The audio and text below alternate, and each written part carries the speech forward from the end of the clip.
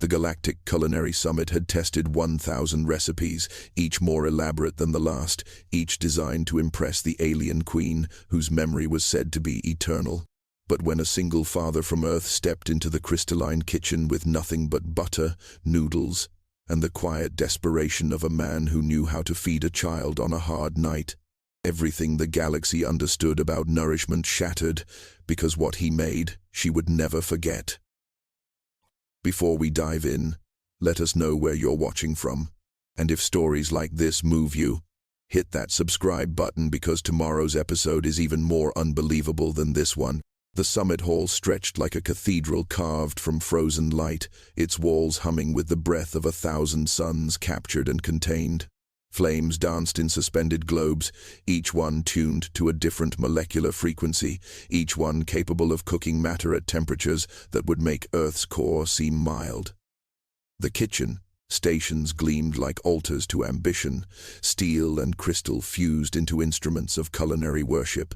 Above it all, the observation dome curved like the iris of a god, and through it, delegates from 17 star systems watched with eyes that had never known hunger, only expectation.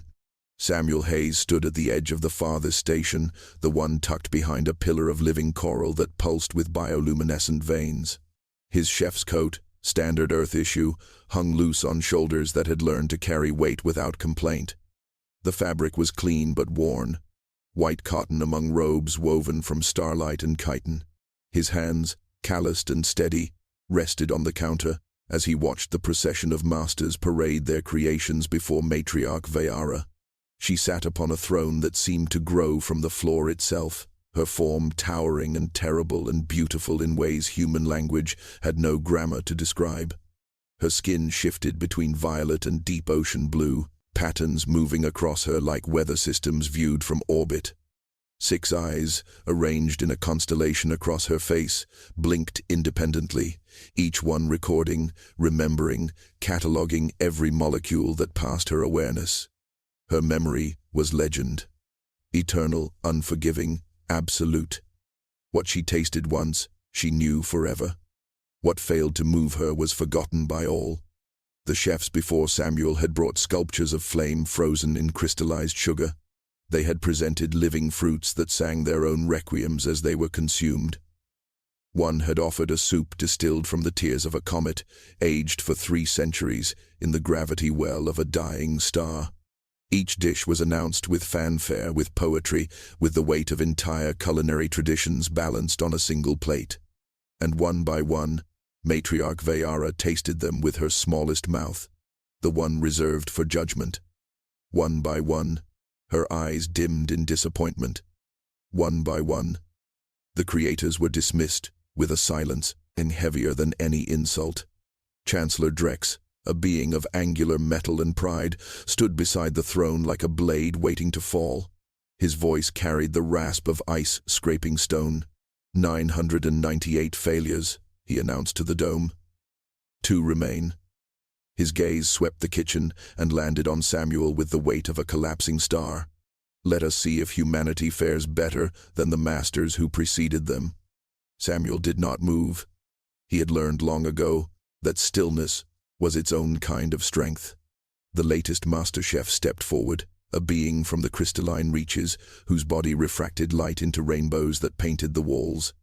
They carried a dish cradled in fields of anti-gravity, a construction so delicate that breathing near it might collapse its architecture. The delegates leaned forward in their seats, anticipation crackling through the dome like static before a storm. This was Chef Valerix, winner of 63 galactic competitions, whose restaurants spanned 4 solar systems. If anyone could satisfy the matriarch's eternal memory, surely it would be them. The dish descended before Veyara like an offering to ancient gods. It was called the Echo of First Light, a recreation of the flavors present at the birth of the universe, molecular gastronomy pushed to its theoretical limits, proteins folded into impossible geometries, essences extracted from quantum foam. Each element represented a fundamental force, balanced in ratios that had taken 3 decades to calculate. The presentation alone had cost more than most planets spent on education. Valorix bowed, their crystalline form chiming softly. Matriarch, this dish contains the memory of stars before they learned to burn, they said, voice resonating in frequencies that made the air shimmer. I offer you the taste of creation itself. Veyara's 6 eyes focused as one. She leaned forward, her smallest mouth opening to reveal a tongue that tasted not just flavor but intent, history, soul. The spoon, if it could be called that, lifted a portion of the cosmic construction. Silence wrapped the dome tighter than vacuum. Even the flames in their globes seemed to hold still. She consumed the offering with the deliberation of a judge weighing evidence. Her eyes flickered through colors, processing, analyzing, remembering every molecule. Then she leaned back. Her face, if it could be read by human understanding, showed something worse than disgust. It showed nothing at all. Chancellor Drex stepped forward, mandibles clicking in barely concealed satisfaction. The matriarch has spoken, he announced. Or rather, she has chosen silence. Valorix's light dimmed, their prismatic body dulling to gray. They bowed lower, nearly breaking, and retreated from the kitchen as delegates murmured in shock. 63 victories, and now this, erasure by apathy. 999. Drex counted, savoring each word like wine. One opportunity remains. He turned toward Samuel's station behind the coral pillar, and the crowd followed his gaze. The human, he said, voice dripping with something between amusement and contempt. Step forward. Samuel wiped his hands on a towel, a gesture so ordinary it seemed almost offensive in this cathedral of culinary ambition. He did not hurry. He had spent 5 years working in station kitchens, serving meals to miners and cargo crews, to people who needed food to survive rather than to impress. He had cooked in cramped galleys where the gravity fluctuated and the ingredients were whatever the supply ships remembered to bring. And before that, in a small apartment on Earth, he had cooked for a little girl with bright eyes who had trusted him to make everything okay, even when nothing was. He stepped into the light, and the delegates saw him clearly for the first time. A human man, unremarkable by their standards. No bioluminescence, no natural armor, no additional limbs for multitasking. Just flesh and bone, and the quiet weight of someone who had survived. Samuel's station was bare compared to the others. No molecular synthesizers humming with possibility. No gravity wells holding exotic ingredients in stasis. No flames burning at temperatures that could forge diamonds. Just a simple induction plate, a pot of water beginning to steam, and a small wooden cutting board scarred with the history of 10,000 meals. The other chefs had brought entire teams, assistants who moved like choreographed dancers, but Samuel stood alone. He had always worked alone, ever since the accident that had taken his wife and left him with a daughter who needed stability more than she needed a father chasing culinary fame. Chancellor Drex circled the station, his metallic form clicking with each step, a sound like judgment being sharpened. "What is this?" he said, gesturing at the simplicity with one articulated limb. "Where are your tools? Where are your rare ingredients harvested from the edge of black holes?" The delegates laughed. A chorus of sounds that ranged from chirps to subsonic rumbles. Even Tylin, the young kitchen attendant who had been assigned to Samuel, looked embarrassed, their blue skin flushing darker with second-hand shame. Samuel did not answer immediately. He was watching the water, waiting for the exact moment when the bubbles would shift from a simmer to a rolling boil. Timing mattered. It always had. In the apartment on Earth, when Isla had been sick with fever, when she had been too tired to eat anything complicated, he had learned that the simplest things required the most precision. Butter melted at exactly the right temperature became silk. Noodles cooked for exactly the right duration became comfort. Timing was the difference between food and care. The water reached its perfect state. Samuel added salt, a palmful, the crystals dissolving like snow in sunlight. Then he added the noodles, plain wheat pasta, nothing exotic, nothing engineered. The kind of noodles that had fed humanity for centuries, that had sustained families through poverty and war and the long journey to the stars. The delegates murmured in confusion. Some leaned back in disappointment, already dismissing him. Others whispered behind appendages, wondering if this was performance art, some elaborate human joke they did not understand. Matriarch Veyara remained motionless, her 6 eyes fixed on Samuel's hands. She did not speak, but something in her stillness suggested she was waiting. Not judging yet, simply observing. Chancellor Drex, however, had no such patience. "You insult this summit with simplicity," he hissed. "The matriarch's memory is eternal. Do you truly believe she will remember boiled grain?" Samuel stirred the noodles gently, keeping them from sticking, his movements economical and practiced. He had done this motion 1,000 times, maybe more, on hard nights when money had been tight and Isla had needed to eat something before bed. On nights when she had cried for her mother and no words could help, but warm food and his presence had made the darkness less heavy. On the night before she had left for the Colony Academy, when they had sat together in their small kitchen, and he had made this exact meal, because it was what she had always asked for when the world felt too big. The timer in his mind, the one built from years of repetition, told him when the noodles were ready. He drained them in a colander, steam rising like prayers, and returned them to the pot. Then he added butter, real butter from earth cows, yellow and simple and honest. He watched it melt, coating each strand, turning them glossy. He added nothing else. No herbs from distant moons, no spices worth more than starships. Just butter and noodles and the care that came from knowing exactly what this meal meant.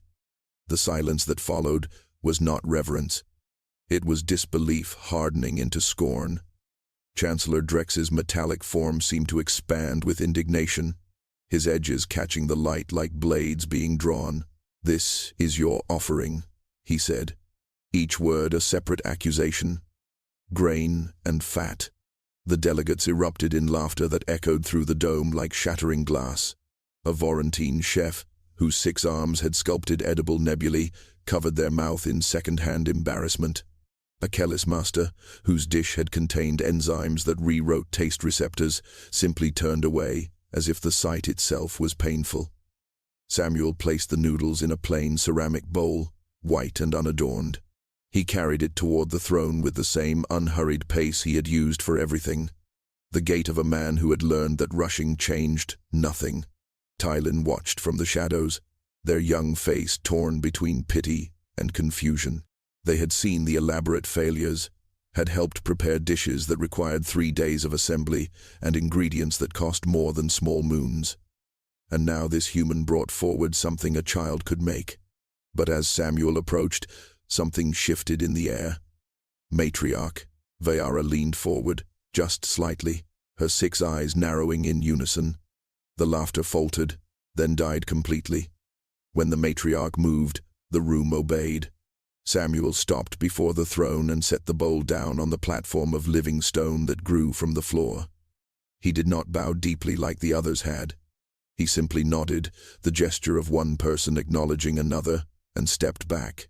The steam rose from the noodles in lazy spirals, carrying with it a scent so simple it seemed almost invisible among the complex molecular signatures still lingering in the air. But Veyara's nostrils, all 3 of them, flared. Her smallest mouth opened, the one that tasted truth, and she leaned closer to the bowl. The delegates held their breath. This was the moment of dismissal. The instant when she would reject the offering and end the human's humiliation. Chancellor Drex's face, if it could be called that, showed anticipation like hunger. Veyara lifted the bowl herself, a gesture she had not performed for any other dish. Her long fingers, 7 on each hand, cradled the ceramic with unexpected gentleness. She brought the noodles to her mouth and consumed a single portion, the texture, first, sliding across her tongue. Then, the flavor, butter and wheat and salt. Nothing hidden, nothing transformed. Just itself, honest and whole. Her eyes closed, all 6 at once, and the room seemed to tilt on its axis. Time stretched. The delegates leaned forward despite themselves. Even Drex's certainty wavered, his metallic frame creaking with tension. Samuel stood perfectly still, hands at his sides, watching not the matriarch, but the steam still rising from the bowl. He had made this exact meal on the night before Isla had left for the academy. They had sat at their small table, the one that wobbled unless you folded a napkin under one leg, and she had eaten slowly, making it last. She had not said much, just, "Thank you, Dad," and he had nodded because some things lived beyond words. Veyara's eyes opened, and they were different. The colors had shifted, moving through spectrums that human vision could barely register. Her voice, when it came, was soft enough that the delegates in the back rows had to strain to hear. "Again," she said. Samuel stepped forward and served her another portion, this time with his own hands, and she consumed it with the same deliberate attention. Matriarch Veyara set the bowl down with a care that made the gesture seem sacred. Her 6 eyes remained fixed on Samuel, studying him with an intensity that had reduced warriors to trembling. The delegates watched in confusion as she rose from her throne, her towering form unfolding like a structure designed to hold the weight of worlds. She had not stood for any other chef. She had not spoken beyond dismissal for 999 attempts. But now she descended the 3 steps that separated judgment from supplication, and the room understood that something fundamental had shifted. Chancellor Drex moved to intercede, his metallic limbs spreading like a barrier. "Matriarch, this is unnecessary," he said, voice tight with barely contained panic. "The human has merely provided sustenance, not artistry. We have protocols, standards." Veyara did not acknowledge him.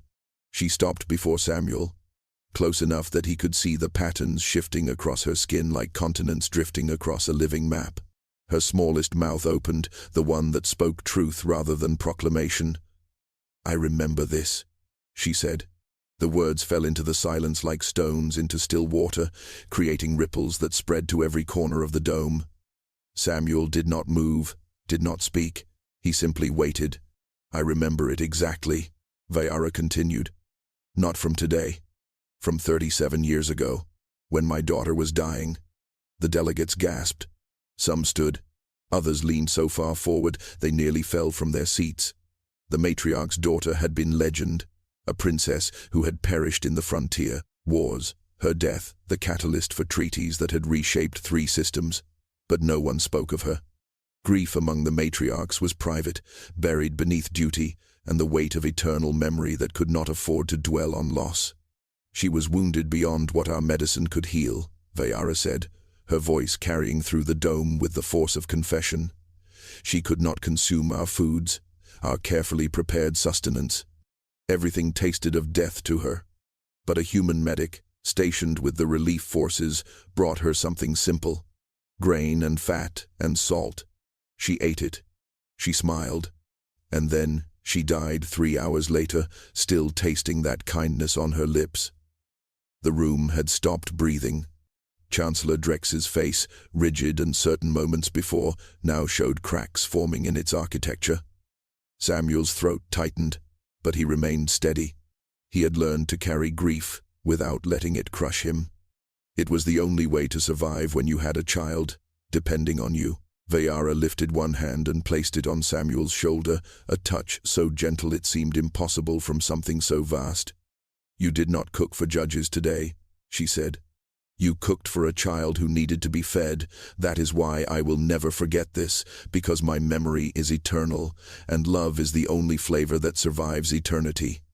The chamber erupted. Delegates rose from their seats, voices colliding in a dozen languages, sonic frequencies overlapping until the air itself seemed to vibrate with confusion and awe. Some shouted questions, others demanded clarification. A few simply stood in silence, recalibrating everything they believed about nourishment and worth. Chancellor Drex staggered backward, his metallic frame clanging against the coral pillar, the sound like bells announcing the end of an era.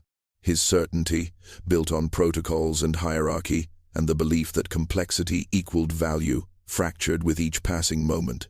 Tylan, the young attendant, moved closer to Samuel's station, their blue skin now bright with something like wonder. They had spent 3 cycles preparing elaborate ingredients for masters who treated them like furniture. But Samuel had nodded to them when he arrived, had asked their name, had thanked them for the simple water they provided. Small gestures, easily forgotten by those who had never needed kindness. But Tylin remembered, and now they understood why those gestures mattered.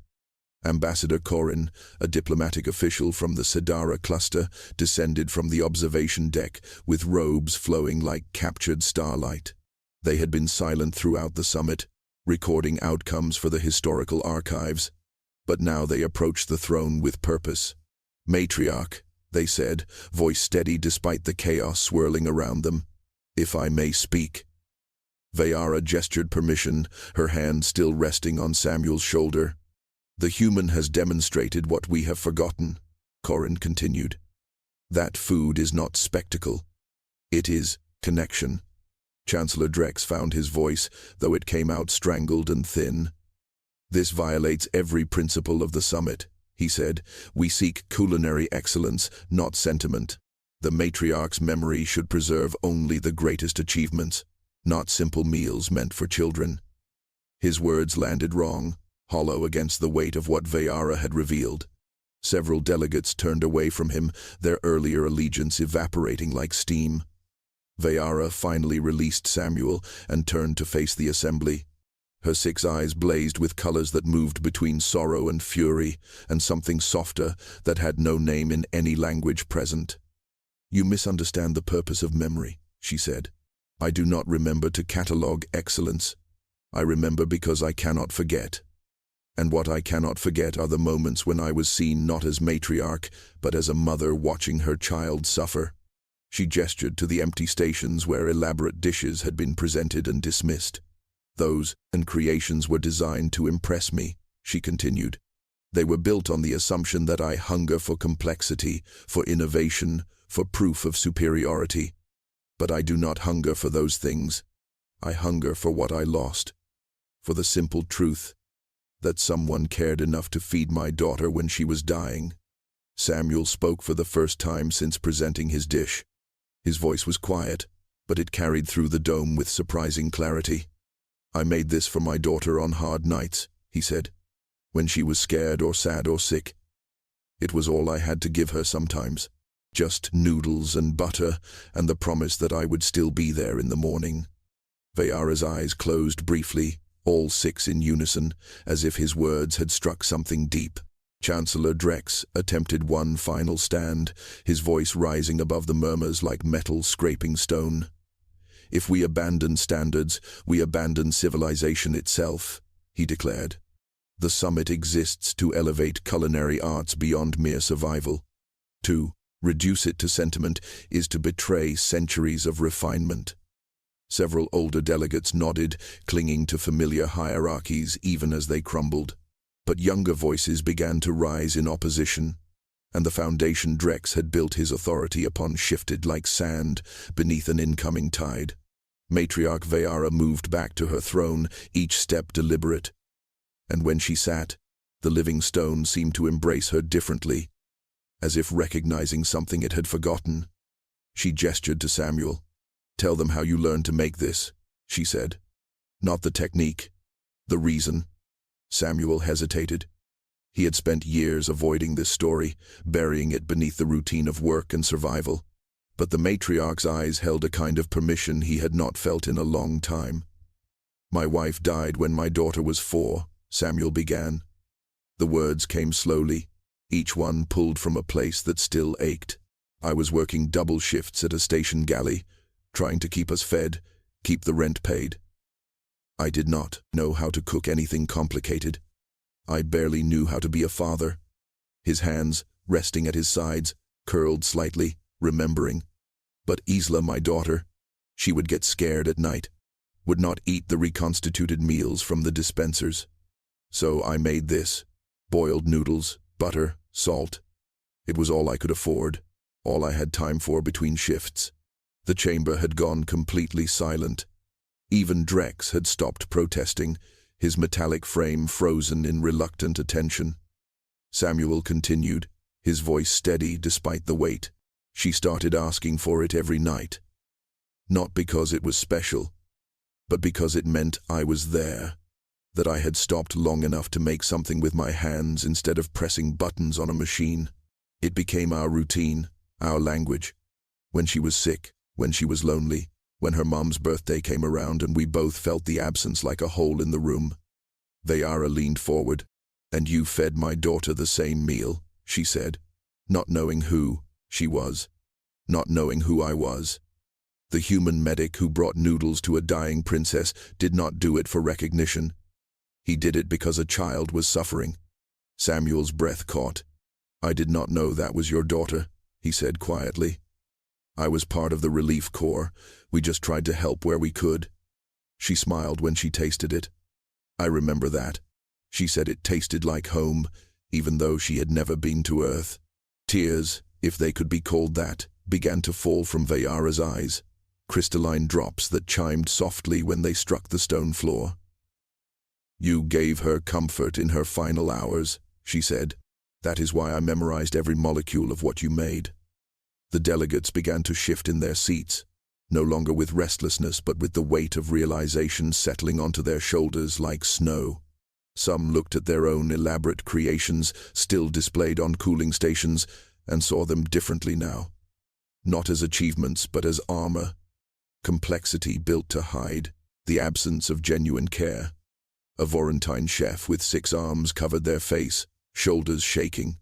They had spent 30 years perfecting techniques, and in one moment understood they had been answering the wrong question entirely. Chancellor Drex made one last attempt to salvage his crumbling authority. He straightened, his metallic form catching the light like a sword refusing to dull. "Sentiment cannot feed billions," he said, voice desperate now rather than commanding. "We need systems, protocols, efficiency. The human story is touching, but it cannot scale." His words, logical on their surface, rang hollow against what the room had witnessed. Ambassador Corin stepped forward, robes settling around them like judgment taking form. "You speak of feeding billions," Corin said, "but you have forgotten how to feed one. The systems you built were designed to impress, not nourish. To create hierarchy, not sustenance. Look at what has happened here. 1,000 recipes failed not because they lacked complexity, but because they lacked soul." The words landed like hammer strikes, and several delegates rose to stand beside Corin, a silent vote of allegiance, shifting from old certainty to new truth. Matriarch Veyara raised one hand, and silence fell instantly, absolute as vacuum. She looked at Samuel with all 6 eyes, colors moving through her skin like emotions made visible. "You will teach this," she said. "Not just the recipe, but the reason. Our children learn to cook for competitions, for status, for approval. They must learn to cook for care." Samuel nodded slowly, understanding the weight of what she asked. It was not just about noodles and butter anymore. It was about remembering that food was connection before it became currency. Tylen moved from the shadows, approaching Samuel's station with hesitant steps, their voice, young and uncertain, barely carried beyond the coral pillar. "Can I learn?" they asked. Samuel looked at the young attendant, seeing in their face the same hunger for purpose he had felt when Isla was small and he had nothing to give except presents and simple meals. "Of course," Samuel said. "It starts with listening to what people need, not what impresses them." The chamber began to empty, delegates departing in small clusters, conversations blooming like flowers after rain. Some argued, defending old ways with the desperation of those who had built identities on sinking foundations. But others listened, nodded, reconsidered. Change moved through them like water through stone, slow but inevitable. Chancellor Drex remained frozen near the coral pillar, his certainty shattered, his purpose dissolved. He had ruled through complexity and found himself defeated by butter and wheat, and the simple truth that love was a flavor memory could not forget. In the days that followed, the Galactic Culinary Summit transformed in ways no protocol could have predicted. Word of Samuel's butter noodles spread through the star systems like light, through cracked glass, reaching cargo stations and mining colonies, diplomatic halls and distant outposts. The story changed slightly with each retelling, details shifting like sand, but the core remained constant. A human father had fed a dying princess with simplicity, and the matriarch had never forgotten. Samuel did not return to the station galleys. Matriarch Veyara appointed him as culinary ambassador, a position that had never existed before and carried no formal authority, which meant it carried the only authority that mattered: trust.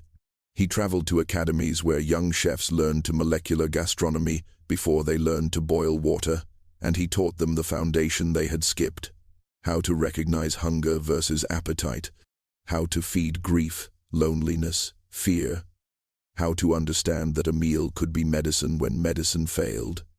Tylen became his first true student, shadow-turned-apprentice.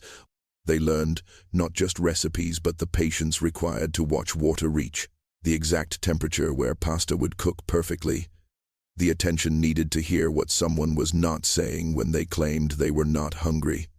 They practiced on station workers and cargo crews, people who had been invisible to the culinary elite, and discovered that feeding someone who truly needed it created a satisfaction no competition trophy could match.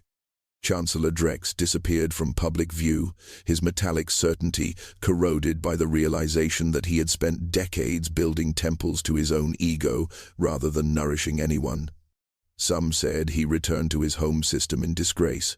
Others whispered he had taken a position in a small kitchen on a frontier moon, learning to cook without an audience. No one knew for certain, and fewer cared. The galaxy had moved beyond him. Ambassador Corrin compiled the events into a historical document that would be studied for generations, but they were careful to include not just the triumph, but the lesson. That complexity, without care, was emptiness dressed in expensive clothing. That 1,000 elaborate failures taught less than one simple truth. That memory, even eternal memory, treasured most what was given freely rather than what was performed for approval. The kitchens across 17 star systems began to shift, not overnight, not completely, but gradually, like tides responding to distant moons. Culinary schools added new courses on emotional nourishment. Restaurants started offering comfort menus alongside their elaborate tasting experiences. And in homes across the galaxy, parents began teaching their children the same lesson Samuel had learned in grief and passed forward in butter and wheat. That food was first and always about connection, and everything else was decoration. Matriarch Veyara kept the ceramic bowl Samuel had used, placing it in her private chambers where she could see it each morning.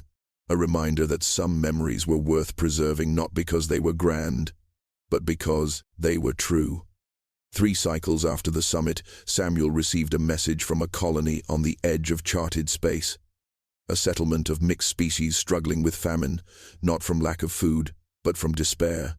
The supplies arrived regularly, nutritionally complete packets designed by experts, but the colonists had stopped eating.